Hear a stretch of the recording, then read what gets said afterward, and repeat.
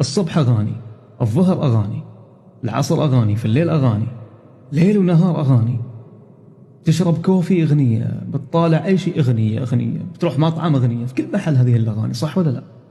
وإحنا كلنا سمعنا المشايخ وهم يقولون عن الأغاني حرام، وحديث الرسول صلى الله عليه وسلم يأتون أقوام يستحلون الحرى والحرير والخمر والمعازف.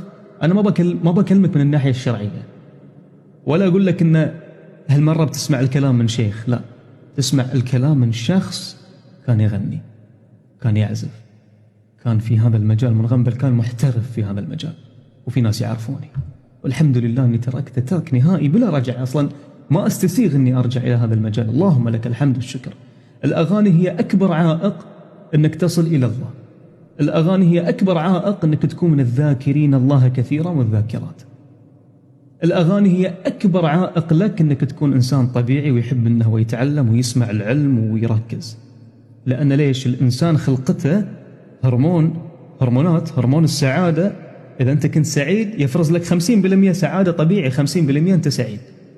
شغل أغنية مع الموقف السعيد اللي صاير عندك، يصير الهرمون 150. فمن كذي تشوف الناس يسوون حركات غريبة ويرقصون. أي فيديو فيه موسيقى وأغاني والناس ترقص سوي له ميوت، شوف أشكالهم شلون، تحس إنهم ميانين. ليش؟ حركاتها مو طبيعية، زيادة.